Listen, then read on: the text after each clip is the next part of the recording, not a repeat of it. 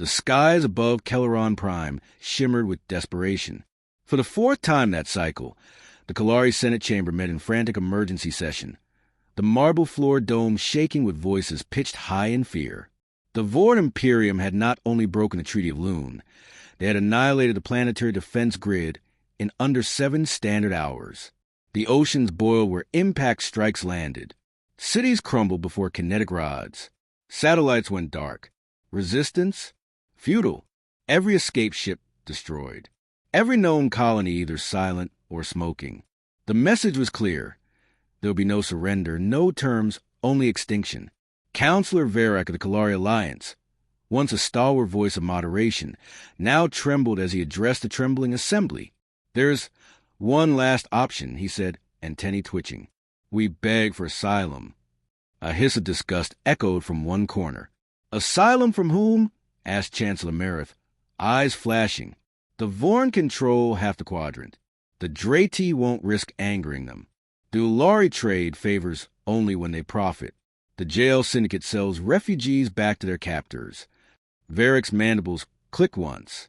Not from the council. From them. From the humans. The chamber froze.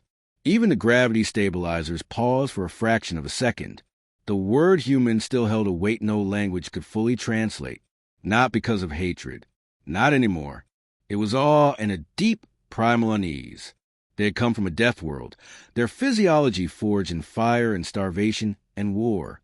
They had invented weapons even their gods would not sanction. They had fought the hive plague alone for 20 years, and won. And then they had vanished behind a great wall of silence, returning only when necessity demanded it. The human Deathworld Fleet had not been seen in 4 decades. Their last known act was the surgical sterilization of a Drati moon after it tested a wormhole nuke too close to Sol. Seeking them out was madness. But Varric raised his arms, voice calm. "If we do not beg the monsters of humanity to shield us, then we die screaming beneath Vorn fire." No one argued. 1 day later, a tiny diplomatic ship left Kelleron Prime on a suicide course toward the last known coordinates of the human fleet, Sector 91 Null, a zone marked anomalous, uninhabited, and in capital letters, restricted. They expected to be intercepted. They expected to be warned. They expected to be turned away. They did not expect what happened next. The ship entered the black void. No stars. No beacons. No radiation. It was a dead cube of space in every sense. And yet the moment the KIS faithful reach crossed into it, all instruments blinked out.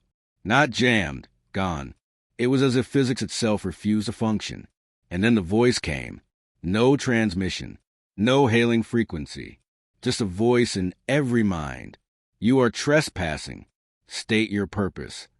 Counselor Varric swallowed his fear and said the words he had rehearsed 1,000 times. "We seek asylum from the Vorn Imperium. We come not as enemies, but as those without a future. We come in peace. And in surrender. Please hear us." There was silence. Then light. It was not a ship. It was not a fleet. It was a continent of hulls, rising like the bones of titans, blotting out the darkness in fractal geometry. The Deathworld Fleet had not decayed in silence. It had evolved. What stood before them was not a navy. It was a statement of dominance over the laws of nature. The flagship appeared, its bow like a scythe stretching kilometers wide. The Eidolon, a ship rumored in myth. A ship never confirmed by any intelligence network. It hailed them on a human channel. Transmission accepted. You are cleared for boarding. But understand, if you lie, if you bring harm, if you carry any allegiance but truth, this place will become your grave. The delegation stood mute as the docking clamps pulled them into the maw of the ship. Inside it was silent. And then they saw them, the humans. They were no longer the soft-skinned, two-legged warm-bloods that early galactic explorers had underestimated. These were warriors carved from gravity. They wore armor that shimmered with nano-adaptive plating, and each of their movements felt deliberate, measured, lethal.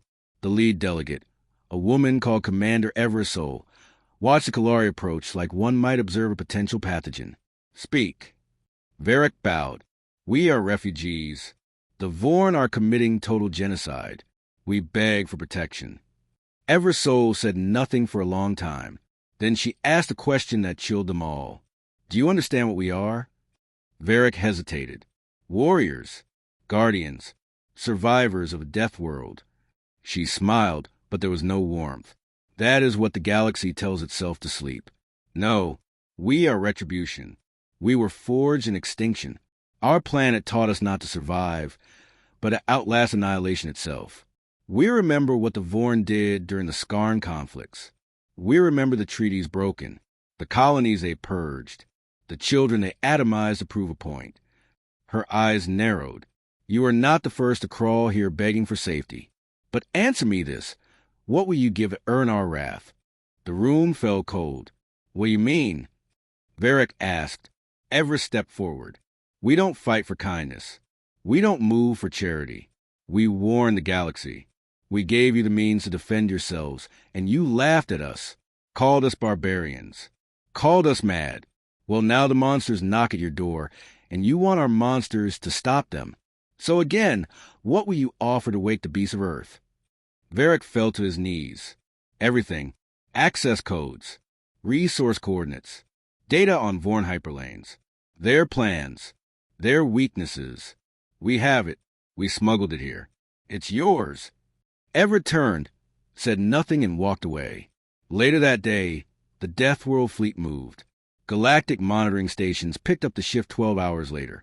500 vessels, each thought lost or scrapped, emerged from the black zone like wraiths. They didn't broadcast transponders. They didn't ask for permission. They passed through shields like mist, through blockades like thunder. The Vorn High Command issued a formal denouncement, followed by a panicked alert. They hadn't expected Earth to get involved. And then the first human strike came. Not a bombardment, not a fleet, but a single drop pod. It landed on Vorn Fortress 9LX. Inside it was one operative, unknown designation. Within 2 hours, the fortress was gone. Every Vorn official found decapitated, their bodies arrayed in spirals, a symbol used during Earth's shadow wars, a sign that meant, we see you. We are coming. The Vorn retaliated, sending 12 capital ships to engage the Deathworld Fleet. None returned. The galaxy watched in horror as the war escalated. The Deathworld Fleet did not take planets. They liberated them by annihilating occupation. They didn't fight like normal armies. They dropped surgically precise payloads that caused enemy weapons to turn against their wielders. They infected AI cores with logic paradoxes that made them implode.